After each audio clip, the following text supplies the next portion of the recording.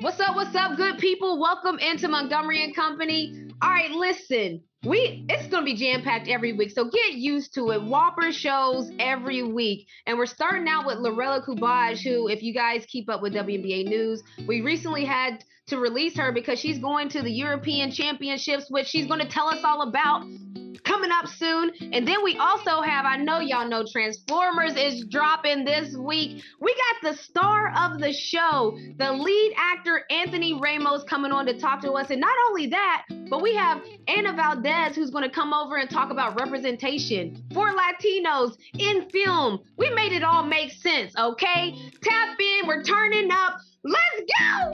All right, so I told you guys that we have a lot going on, but first I want to talk about my past couple days. So recently I did an NIL summit at the Georgia Football Hall of Fame, and the summit was exactly what it was like: name, image, and likeness. I was on a panel with Anna. It's like there's a lot of Annas flying around here. I was on a panel with Anna, and I was on a panel with Brandon Copeland, JJ, who was a former NFL player.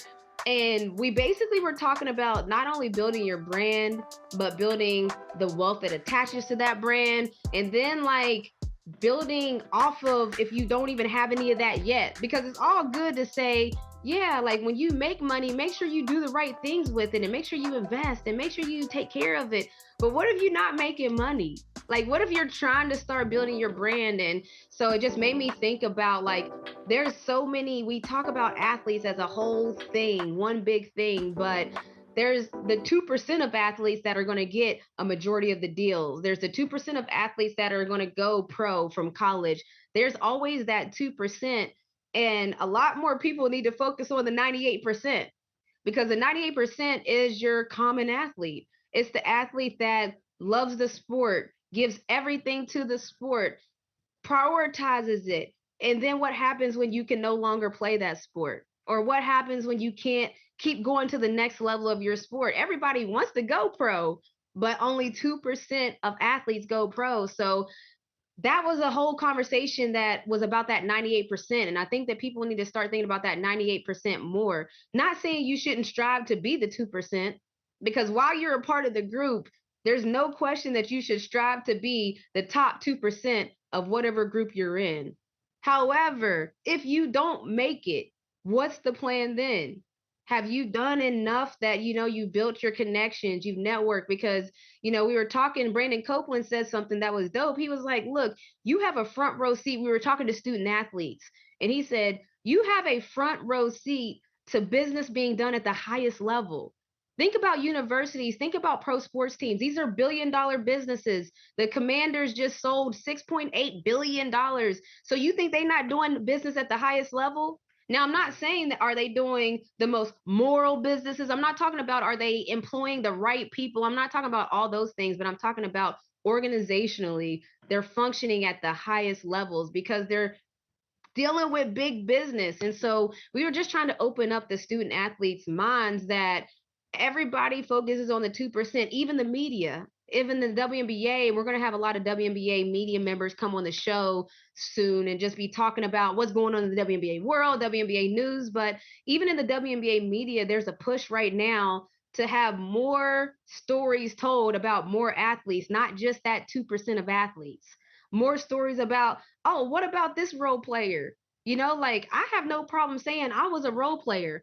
There were times where I was a star on the team, but there were very much so times where I was a role player. And guess what? I was good at it. I was sixth woman of the year type good at my role. That's how serious I took my role. But we got to lean into what's wrong with that. Like, what's wrong with being a star at whatever your role is? Like, I really, like, I think that we got to start thinking different, because what if you start to own your space and own whatever it is that you do best? That's how these content creators become famous. They specialize in one thing, or that Corey is going to review all the games, so I want to go see what Corey has to think about these games. You start to just carve out your little space. That could be in the workplace too, because always sports is life. And so that could be in the workplace. That could be anywhere you are. Carve out your space. Everybody ain't the 2%. We all ain't Beyonce. We're not all Rihanna. We're not all Asia Wilson. We're not all these people. We're not all Ryan Howard. but carve out your space because there are role players and you can do your role well and exceed at it. And speaking of that, so we're going to start it out and get it popping. Because as you guys know, with Moco on the Go, we're going to be bringing you a lot of conversations that we had with our Atlanta Dream players. And one of these players recently, now she's no longer with our team because she has overseas obligations. And if people aren't following the WNBA, I don't know how you listen to me. I'm not even going to say that anymore, but you guys know that overseas basketball on the women's side is huge, the same as the men's side. And sometimes there's obligations that take players away from the team. And that's what happened with Lorela Cubaj. But I talked to her about just look at the international game and how it's evolving, like and what's going on. For instance, the European Championships, you may not know what that is. And since you may not know what it is, I asked Lorela to explain it. Lorela? The European Championships are coming up in June. And so for people that don't know, what are the European Championships? So the European Championships is like the final championship for the best teams in Europe. So it's like France, Spain, Italy, maybe Germany or other countries. And we just battle it's 16 teams and it's 4 different groups and we just measure against each other. And then we'll see. This year is important because, there's the Olympics battle, so we have to qualify for that, and it's just it's just really competitive, and yeah, it's just a good competition, And so now, okay, you may not have known what the European Championship was, which is why I had her explain it to you, and we're going to talk more to Lorela in a second, but think about that. There's these tournaments happening. When you look at the NBA and you see these players that are at the top of their game, Giannis, the Joker, Luka, you name it, there was a time where it was unheard of that international players will be at the top of the American game. It used to be, in a sense, that we thought USA basketball was, heavy in these streets, for a lack of a better term. And in the women's side of the game, it's still very much so that. It's not saying that the international game hasn't caught up on the women's side, but right now, as I'm saying this, on the women's side, the women's players dominate the international game. There's not very many players. There's great international players, don't get me wrong, but if you're talking about the best of the best, if you're talking about Giannis Antetokounmpo, who was voted by his peers as one of the best players in the NBA, I think that if that same questionnaire was asked to the WNBA players, I would think that it's going to be an American player. Now, I wanted to find out, though, from Lorela's mindset, because she grew up and seeing how that training was different and different things of that nature, I wanted to pick her brain and just figure out, what does she think about how the international game is catching up, and will it catch up on the women's side? There are some differences between the American pro style of playing and the European pro style of playing, but definitely helped me a little bit because I had to play with people that were older than me, more experienced than me, so definitely that part definitely helped. And what do you think some of those differences are? Because I played overseas too, so I know that it's different, but a lot of people may not know. Yeah, I feel here is way more physical in some aspects and more fast. There's more tactics. Sometimes you just play slower, but just play the play kind of. Yeah. Here's more aggressive, go to the basket, just run and physical. And yeah, I love both style of playing. So yeah, man. So that's the thing about sports. Every athlete knows that if you ain't working, somebody else is, and that's kind of what happened with the international game. Not to say that we aren't working here on the state side, but people are working, and if they're working harder than you, then they're going to have bigger leaps and bounds than you. So, man, get to work. That's my athlete fear. It's these are the things why athletes obsess and go to the gym all the time, because it's you ain't about to outwork me. All right, but I digress. Coming up next, we have Anna Valdez, and no, I'm not talking about Angela Valdez from Power, because we all know we love that show, but we have Anna Valdez coming on, the president and CEO of the Latino Donor Collaborative. We have Miss Anna Valdez, LDC President and CEO. And so for people that may not know about LDC, what is that? Absolutely. So we are a think tank. And we're a think tank that creates data that shows that Latino being underrepresented is bad business. So of course it's the wrong thing to do. It's not right. We should get our fair representation. But more importantly, everybody loses. So the data shows that because Latinos keep growing and because they are, such a large part of the population, 19% of the population, if you don't have Latinos, you really are missing one out of out of every 5 possible business opportunities. And so that's what we do. We're a think tank, action tank. That's crazy that you say think tank, because we have a production company, Serena Grace, my wife and I started a production company called Think Tank Productions, because we believe in the power of collective thought and ideas and different things of that nature. So like-mindedness, we've already, and just to catch everybody up, we've already connected on TV shows, right? So I told her name is Anna Valdez, and I had to tell her that she reminded me of the name Angela Valdez. We all know Ghost Boo Boo in the show Power on Stars, but then she told me that she was like thinking of that show Power. She was like, there's a show called The Power that's on Prime. If you guys haven't checked it out, check it out. Sorry I had to catch all up on that, but I digress. But it actually kind of connects to what I want to talk to you about, because we talked about the LDC, and you're the CEO and president, and a report from the Latino Donor Collaborative found that shows like Law and Order, SVU, as well as movies like Lightyear and Ant-Man and the Wasp, like either of them, the representation for Latinos is not accurate at all. And so I like to stick to the facts whenever I talk to people about sports, because, women's sports, we like to stick to the facts. So what things can you say that are sticking to the facts about, elaborating on that report? Bad business when you're completely ignoring a population that is growing, right? Latinos are 19% of the population, 25% of the young people, because we are a very, very small young community. So 25% of all the people less than 18 years old are Latinos. Can you imagine not programming for them, not telling their stories, not engaging them as audience? Because that's why Latinos are going to TikTok and YouTube and all those other places where they can actually create and watch their stories, right? So, the entertainment industry, going down in so many ways, and I feel bad for them, Wall Street complaining that all of the big companies are not performing well, et cetera.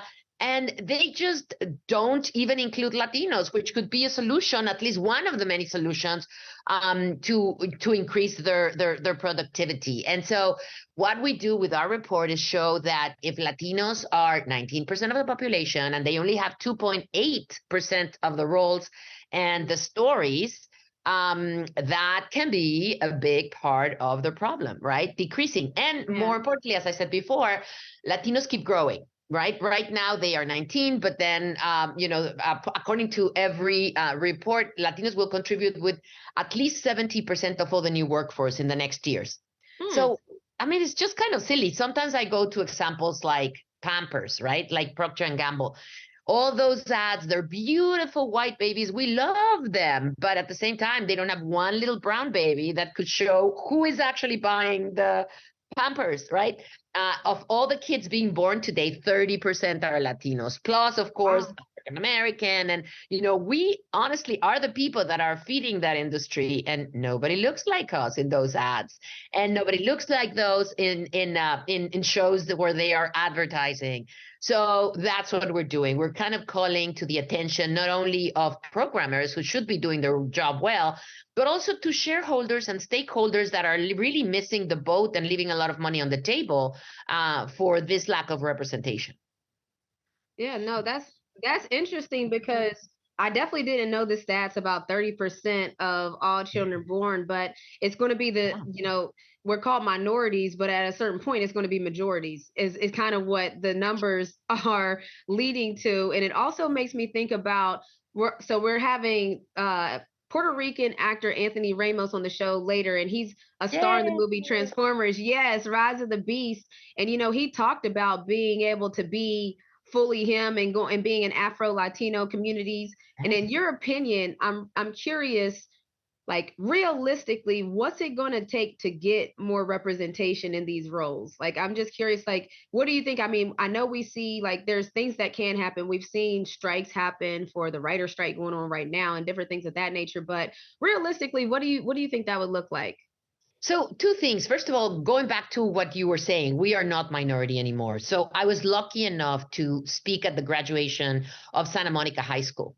And, it's the largest high school in Southern California. I mean, literally, I think there were more than 2,500 kids graduating. Wow. And this is how one of the college, speakers what you mean? No, it's crazy. It's crazy. So, one of the speakers was so bright. He opened like that. He opened saying, because of course, most of those kids, as you can imagine, Southern California were minorities, right?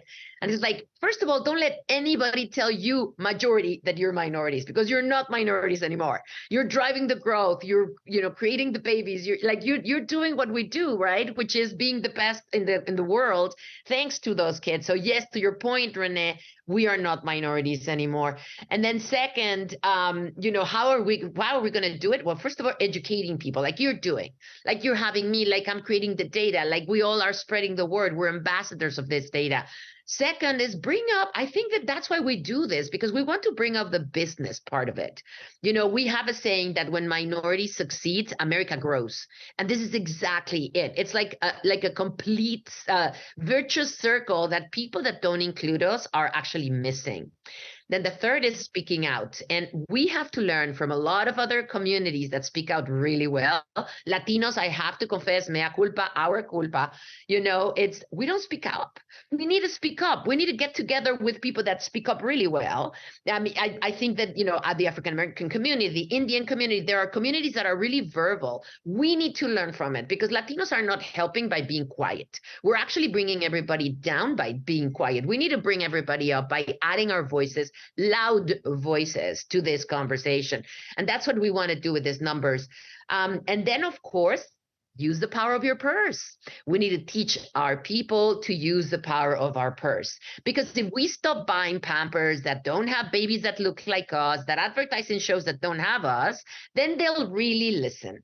And but how do you do that collectively, though? Okay, so like you're saying it now, but like, how do you do that in the real terms? Like, you could use your voice for, let's say, the directors and stuff, but if there's a certain group that's the ones that are greenlighting the projects, like I remember 50 Cent just posted that, every room he goes in to pitch one of his ideas, no one looks like him, and he's getting a lot of no's and rejections. And this is 50 Cent, the rapper, and speaking of the show Stars and Ghosts, but that's a real reality. If you're not the ones that can greenlight the project, you show this information and they go, oh my God, that's true. And thank God, don't tell anybody, because my board will fire me if they find out. Literally, I'm quoting, guys. I promise you, I'm quoting.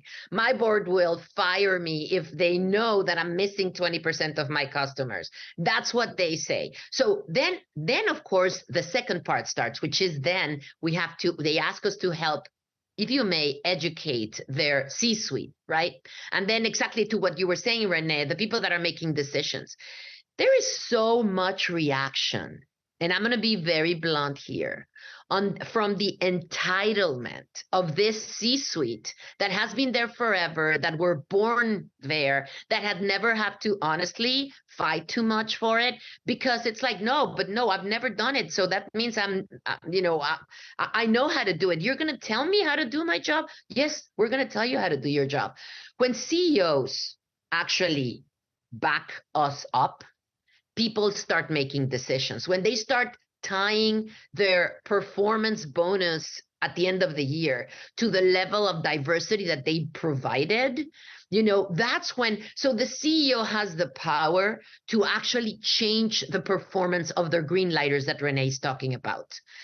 Now, if it's like, we need to do it because it's the right thing to do, nobody will do anything. That's what I was about to say. Nobody's about to do or change or give up power, give up more money, give up more representation. Absolutely. For the goodness of their heart. That's what I was trying to get at. Like, I mean, because we see the same thing in women's sports, like we have to smack people with the facts. Like, we have to smack people with the numbers. Oh, there were 9.9 million viewers. What were you saying again? Like, we have to use the stats and the facts to get it. So that's what I was trying to get to, because if we just are waiting on people to do it because it's probably the right thing to do, yeah, we're about to be waiting for a while.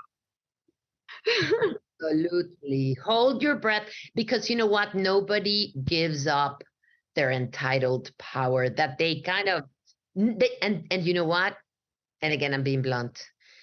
the people that know that know clearly that they basically didn't do anything to be there except do their homework. I mean, and their homework, like their basic homework, are the ones that I want to give up the power the least.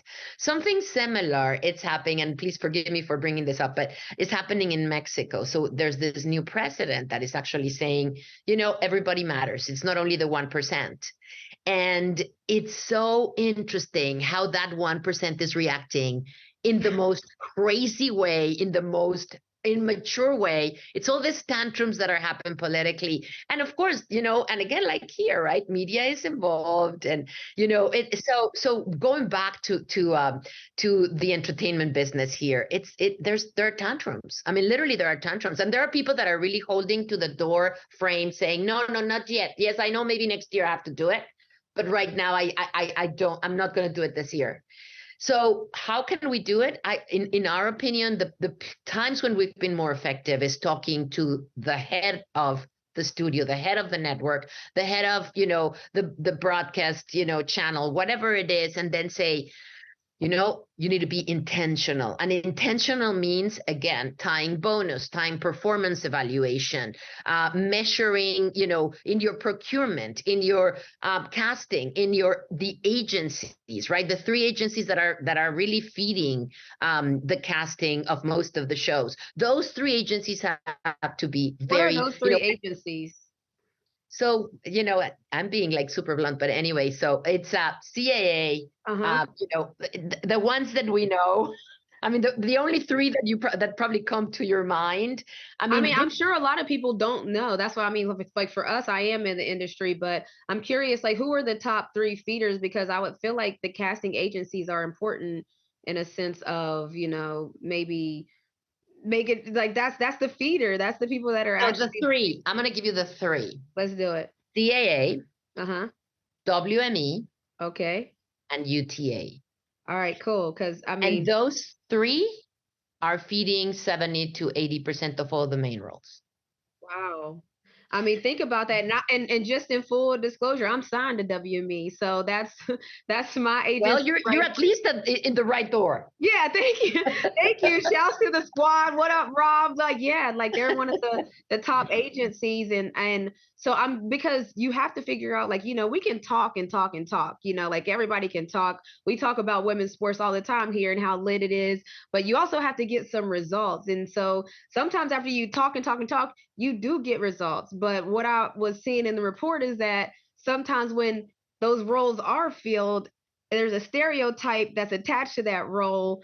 The Nigerian writer, right? And she has the 5th most watched TED Talk in the history of TED Talk. And it's called The Tragedy of the Single Story. And she talks about how, she was a writer in Nigeria. She'd never gone out of Nigeria. And she was writing about white Christmases and lovely, poinsettias in Christmas. And she had never seen the snow. And she was like, that's because I was a victim of the tragedy of the single story, right? I was reading the big ones, Shakespeare and, all these things. No application and no relation to her real life. And when she actually was able to get out of Nigeria and come here to the United States to study, she realized she had a fantastic story. She had thousands of stories that were worth telling. And she's an incredibly prolific writer. And she has, brought up a lot of attention to this tragedy of the single story. And, she mentions that when she used to, she met this person, and I don't remember who it was, but he said, I'm sorry that in Nigeria, men are so abusive. And she turned around and she said, you know what? I'm sorry that in America, all men are killers. And the white person said, oh my God, why do you say that? It's like, oh, because I read the story of Charles Manson. And people were like, yes, just because there is one killer in a society or one abusive father in one of the stories that you read from Nigeria, that doesn't mean everybody is that, right? So out of the 2.6 percent of shows where there's a lead that is Latino, half of it are negative. So Narcos, Mayans MC, Queen of the South, all these horrible stereotypes. And then the other one, and this is the part where they're missing the boat, because it happens for every community that is called minority. Of the other 1.3% left, they are huge hits. So you have Wednesday, which is the number one show for Netflix. Yes. Last of Us, which is the number one show for HBO. You have, Will Trent, the number one show for ABC. And I can tell you one after the next one, right? And so imagine if these people that are making decisions did proportionately represent us. 19% of their freaking shows could be amazing. That's Wow. what I'm talking about, expanding the pie and not getting anybody else's slice. It's like, imagine, right? And it's the same in the African American community. It's the same in the Asian community. We are talent that brings, so it's not only, let's make it about the audience. It's only make it about the talent and the stories of our talent. They're amazing. I want to see, I've watched Wakanda 150,000 times, 1 and 2, right? Because we want to see those stories. The list of the top movies streamed in 2022 just came out about 3 weeks ago. Number 1, Encanto. I mean, right? It's over. And then in the 10, this is the craziest thing. In the 10, number 9 was Coco. Coco is 7 years old, and people are still streaming it. Wow. So our talent, when it's left, to perform, overperforms. And then another number that is really controversial, but it's a number which I love because it's based on fact. The failure rate of non-diverse show is humongous. The failure rate of diverse show is very small. So tell me, there's a reason not to have us represented, because there is absolutely none. You just dropped the mic on us. That's Anna Valdez, LDC President and CEO. Thank you for coming on here and dropping some knowledge. Like diversity, we know it in the front office. That's a key in sports, having diverse front offices. And there's all kinds of reports that say it even in the office, that having a diverse office yields higher rewards. So we know it. So now that we all know better, let's do better. Thank you so much for joining us, Anna. Thanks for having me, you guys. It's Serena. Yay. Everybody, thank you so much for having me. And invite me anytime. I'll be so happy to come back. Let's do it. Coming up next, you guys, I'm hyped because y'all know that Transformers Rise of the Beast is coming out tomorrow. Well, we have the lead actor, Anthony Ramos, coming on. And I'm telling you right now, I've seen the movie. It's like good. It's like, how they say sequels aren't as good as the prequels and sequels aren't as good. I'm not saying all that. I don't know. Watch it for yourself. But I love the movie. Anthony Ramos coming up next. We have actor, singer, songwriter, and star of the new movie Transformers Rise of the Beast out June 9th. Anthony Ramos, welcome to the show. I'm trying to tell you, you're cooking.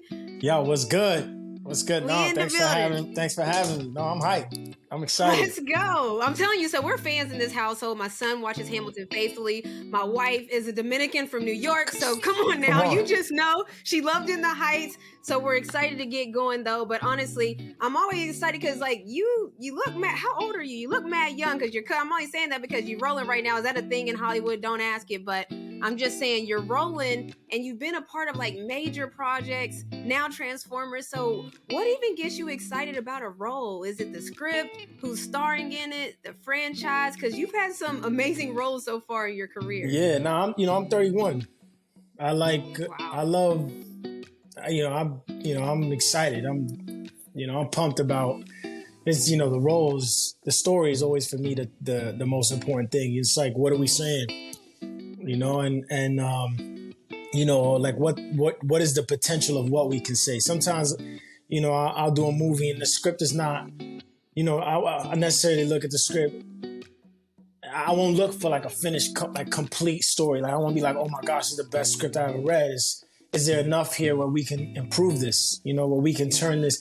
Because it's also if you have a collaborative director, I've been a part of movies where the script looked like one thing when we started, but it looked like a different thing when we finished, you know, and I think that, I mean, almost on every film I've ever done, you know, the script, the way it started. So that's normal, like that you just get a script and then what happens, like the day of the set, like do you deliver it different and they're like, oh, I like that, or like how does that come about where it changes? Or we rehearse sometimes. Sometimes I'll be like, you know, when we're in rehearsal, we like, you know what, maybe if we do it this way, you know what I'm saying? Or maybe if I say this, if I say these lines this way, this might be better. Or, you know, sometimes we'll be on set and I'm like, yo, this line's not really hitting, man. Like, and I'll be thinking about it, like, you know what? What if we cut this line here, we put this one here, and then I'll just say something this right here instead of what's written. You know, and then the director will be like, okay, yeah, dope, great. You know, like, that's crazy. You know, like, I mean, you basically directed a little bit too, and I know that's kind of like how the maturation happens. You know, I was talking to Michael B. Jordan. He was like, look, I already do it with my part. So when Creed 3 happened, I felt like I could step into that role. So is that like kind of the maturation of actors where you just start to do that yourself? Yeah, I mean, when you start working on enough scripts, you start to, and it's also like life, right? You start to realize that, you know, when you're having a conversation with someone, you know, most of the time we're paying attention to whatever the meat of the conversation is, right? How do you just get straight to the point? You know, and it's basically like you only got an hour and, you know, you only got an hour and 50 minutes, hour and a half to hour and 50 minutes in a movie to tell this story. There's no time to dance around what you're trying to say or kind of find your way to what you're trying to say. That's what rehearsal's for, right? You dance around what you're trying to say until you figure out what you want to say, and then you just say that. And you cut everything else. You cut everything else around it. That's getting in the way of you just getting straight to the point. You know what I'm saying? Like, because you gotta get to the point. Every scene, you gotta get to the point. You know, get straight to it. I mean, no, and that makes sense because it's even like right now, look, I got 24 minutes. I'm gonna get right to it with you in a sense of I'm gonna get right to it. And you have you act along like mega stars, and even another star, Dominique Fishback, is who on fire right now, coming off of Swarm. That went crazy. So what was it like filming Transformers? Then you're cutting up the scenes and you're talking about rehearsal. What's it like almost doing that dance alongside another star like Dominique Fishback? Well, I mean, when you're working with someone like that, you know, Dom's always thinking about everything. Like, you got to see her notes. Like, she makes me feel like a failure at life. I'm like, yo, like, you just look at her notes, the way she breaks down scripts. You know, like, we just have two different ways of working. You know, I'm very like especially a lot of my ideas will come in rehearsal, or they'll come in like, you know, sometimes when I'm reading a script by myself, the ideas won't come as quickly as when I'm reading it out loud with a castmate, or when we're doing it on set, and I'll be like, oh shit, you know what? We actually don't even need those 3 lines. Because if I'm gonna walk right here already, or if I'm holding this card in my hand, we don't have to tell people what the organization I work for. If I'm holding a card, and you can just we could just literally do an insert of you shooting the card in my hand, cut back to my face or cut back to her face. Boom, the audience knows exactly who I work for. So we can cut that line or cut those 3 lines explaining them who I work for. We just get right to it. You know, like, so the ideas will come when, you know, sort of like, for me, like when we're in it, when we're in the mix, you know, a lot faster. You know, I still get ideas when I'm reading the script, but, you know, but for Dom, she's so academic. I mean, she was a valedictorian in high school. Like, she's so... Dang, I know that. Dom is like, she's like brilliant. And the way she breaks down scripts, you know, a lot like who I'm working with right now, Daisy Edgar Jones, reminds me of Dom in that way. Like, me and Daisy were going over a scene the other day, rehearsing together. And it was just she and I, and we was talking to this gentleman, Kevin, who's actually, you know, meteorologist here and working with us in Oklahoma on this movie to make sure that we get all the facts right. Everything we're saying is correct, scientifically correct. And I'm talking about, yo, this guy was saying shit to her on the phone, and she was writing at a lightning speed pace. I was like, yo, how the fuck is she doing that? Everything, yo. And I like, as you know, and I told her on set 2 days ago when we were together, I was like, yo, I just want to let you know that I was in awe of your artistry and brilliance the other day. I just wanted to say that out loud to you. That's hilarious. But you know, when you're working with actors like that, you know, it makes the job a lot easier and more exciting too, because you know that you in it with, you know, someone who's bringing just as good, if not better, ideas as you. You know. That's facts. That's facts. It reminds me of sports, like where if you got a teammate that's like, you see them holding up the squad, you like, all right, let me get in my bag and start to figure out how I can help. And you mentioned Daisy Edgar Jones. You also Glenn Powell is in your upcoming Twister sequel. And I saw that fans, like when they see y'all filming, fans is taking photos like, oh my God, I saw Anthony Ramos at the cafe. So what is that like when you're filming a movie? Like, are people like watching the whole scenes? Are they recording? Like, because fans recognize you. They stay all day. Some will stay all day. Like there were these two women that sat at the cafe across the street the whole day. We shot for 13 hours and they were there all 13. What? And then what happens if they're filming? Like, spoiler alerts, like what's going on? I mean, you know, security will go across the street and be like, yo, can you know, stop recording and shit. But I mean, they can't, you know, you really don't know what's going on unless you can hear what's happening. You know, and they can't really, you know, we were shooting in this coffee shop. Literally just videos of two people sitting in the coffee shop shooting something, but you don't know what they didn't know what we're shooting. For 13 hours. She was out there, dedicated. Like, she was sweet though. You know, she was like, yeah, can you ask me to come across the street, take a picture, you know, take a video for her daughter and stuff. You know, people are usually really nice. You know what I'm saying? They just fans of movies and, you know, fans of the work, you know, so it's you know, it's sweet, man. It's nice. But I mean, the fans are really, I mean, because sports and entertainment, we're a sports and entertainment podcast, so we like cover both sides because I feel like they're so synonymous. Like I played in the WNBA 11 years, but now that I'm on the other side, I can see that it's synonymous. And even like we got to hit up the Hamilton fans because you're iconic for that. Like, I mean, I'm a huge fan of Hamilton, but do fans ever come up to you and start singing your bars like, my name is Philip, I am a poet?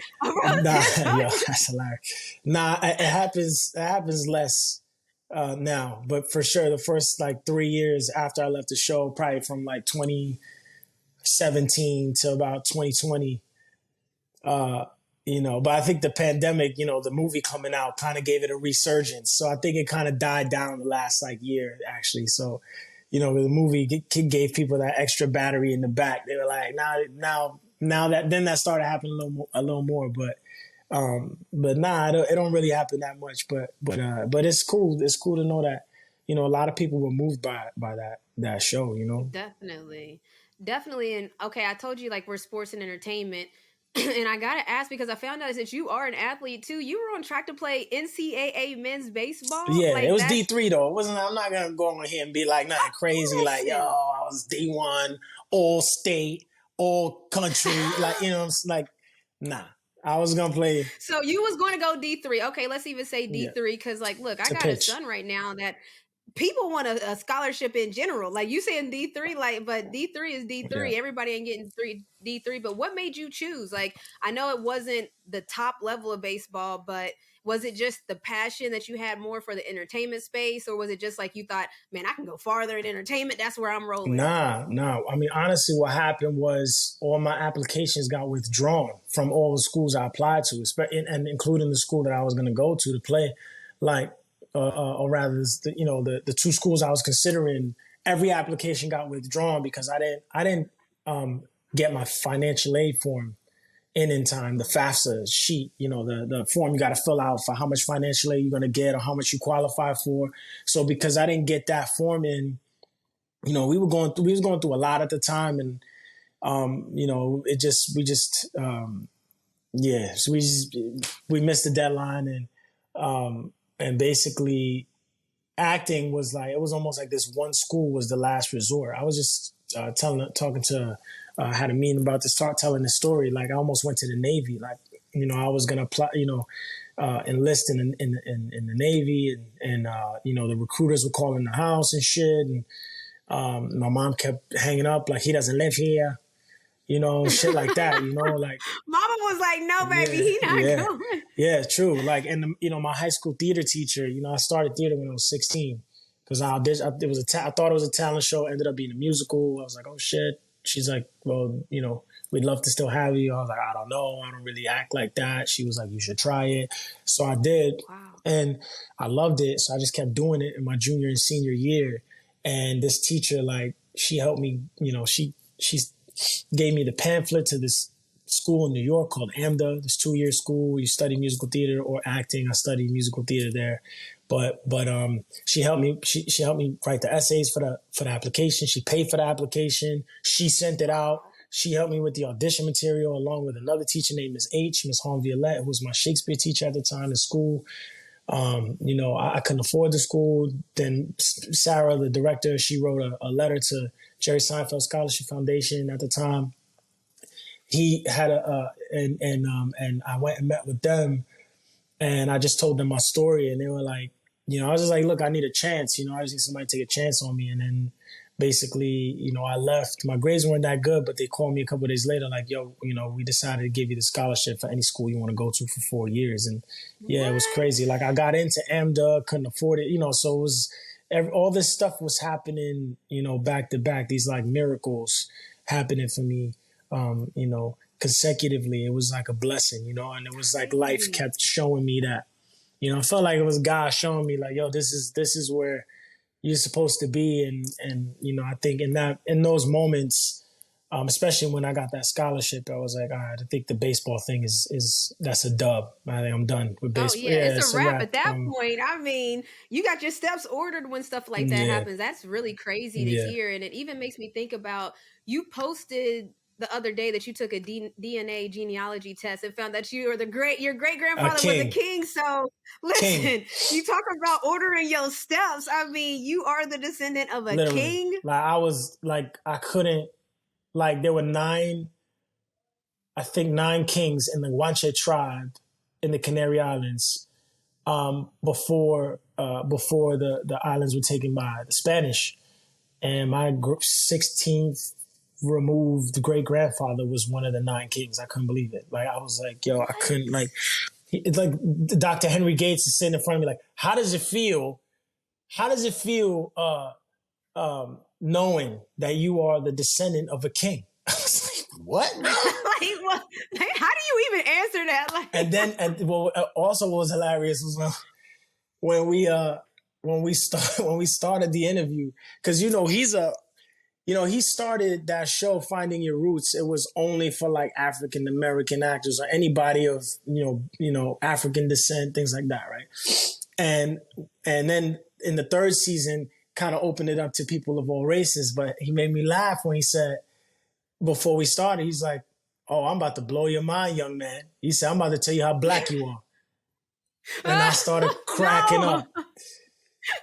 And so what was he meaning? Like, what did he mean in specific with that? Just like, I found, they do percentages of like, I'm 40% white Spanish, then 34% African. Like, my family's blood traces back to Congo and Ghana and, Nigeria, like all throughout Africa. And then 17% indigenous, some being from the Guanche people, the Guanches, from the Canary Islands, and then some Tainos from Puerto Rico, the native people in Puerto Rico. So it was just crazy, like, finding out all the, like, my great-great-grandmother was like this African woman named Rosa Ali, who in the African slave trade, for whatever reason, the Spanish people kept their documents. In North America, specifically in the United States, all these people who were brought from Africa, their documents were thrown away. It was almost like they didn't exist, right? But for whatever reason, the Spanish kept all the documents. So it was like, because my family, I had even, not only was my great grandmother a slave to this gentleman in Puerto Rico, that's how my whole family got to Bayamon. I mean, I could talk about this all day. It was crazy. This dude was blowing my mind. But isn't it crazy though? Because I'm listening, like, you telling a story. I'm like, okay, and so then what? But it's crazy to know your heritage like that was really crazy. But then it's also crazy to see, like, your great-great-grandfather probably wouldn't be surprised looking at you sitting right here is what I would. I mean, I'm just being real. It's like when you start to learn things, sometimes it just makes things make sense. And so I'm just saying, like, I feel like you had that moment because you just said, like, it was like my life was telling me something, God was telling me something. Then I'm like, shoot, you found out you were descendant of a king. Like, come on, right. Unbelievable. But so it also makes me think about too, like I talked about you're a singer, songwriter, and you have all kinds of different things going on. You have a new song that came out, Villano, I believe, which literally means villain in Spanish, and it has a reggaeton vibe. So what's the story behind the song, the inspirations to your music? Like, you multifaceted. No, man, I think, I wrote this song probably a year ago or something like that. It was a while back. I wrote this song, but it was fresh off of, I had a breakup and it was, the breakup wasn't, everybody thought it was because of one thing and it wasn't. And, I hadn't said anything about it. And I was just like, you know what, the only place I'm going to talk about this is in my music and how this feels and the transition of what it feels like coming out of this relationship and how I felt all the way through to how I feel now. That the project is not finished. I mean, the first two songs come out. One comes out in June. The other one comes out in July. But it's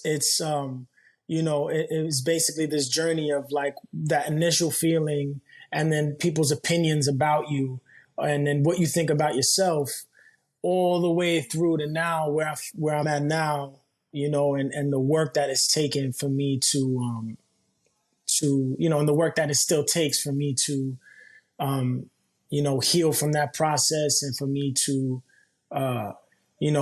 like find myself after having a fucking crazy experience like the one I had, after that breakup. I mean, it was a pretty intense time in my life. So I think now these songs are just how I feel about how I felt. Cause I don't necessarily feel the way I felt. I don't feel how I felt when I wrote Villano. I don't feel that way anymore. But in that moment, that's how I felt about myself, or that's how it was crazy. And then, but I'm super excited to finally get these songs out because, and then start to write new ones about where I'm at now. Right. And that's what I was going to say, like, because, I mean, right now you're doing Twister, and is there something that, like, if it happens in your life, do you like, man, I got to get the pen, I got to write this moment out, even if you're busy on another project? Like, do you make sure that you write out your emotion in the moment? Do you get what I'm saying? Because, like, right now you don't feel the same way you felt when you wrote the song, but you wrote it in that emotion, so you got the raw, and we got the exact energy. Do you have to do that live, or can you go back and tap into that energy? Man, it just depends. Like, for example, right? Villano, I wrote months, almost maybe a year after the breakup even happened. So I had to tap back into that feeling. Maybe like it was months after, but it was like, I was sitting in the studio and I was like, yo, I still haven't written about this specific feeling that I had. And then I got in the booth and the juice started flowing, and then I'm really spitting. Now I was, I had a whole different second verse that was even more raw, and it was a little, but I felt like the second verse wasn't really getting to the point of what I wanted to say in the song. So I rewrote that second verse twice, actually. Wow. And finally we got one that got, again, like we said, straight to the point. Like the other two second verses were like 16 bars, then this one's just 8. And I feel like this one is way more succinct and to the point than the other two that were written, that were actually raps. They weren't even, so I was saying way more. This second verse is. So you almost made it a little lighter to make sure that it, so what did you change when you went straight to it from 16 to 8? What changed in that transformation, 16 to 8? You said you got right to it. I think, what changed was like, it was almost like I was saying before, right? Dancing around the point. I was dancing around it.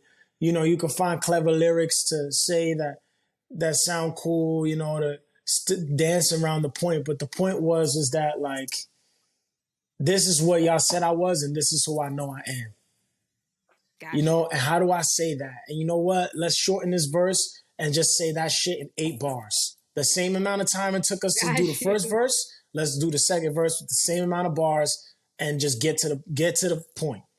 And you know, and we did. I just started flowing and just came out.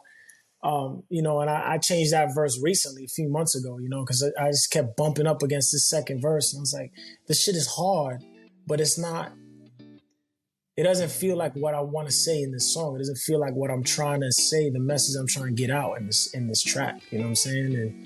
And, you know, and, you know, finally, I think, you know, we landed on it, you know.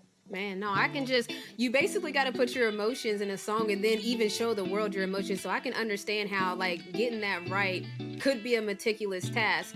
It's so exciting. And we are excited about the new movies that's about to come out.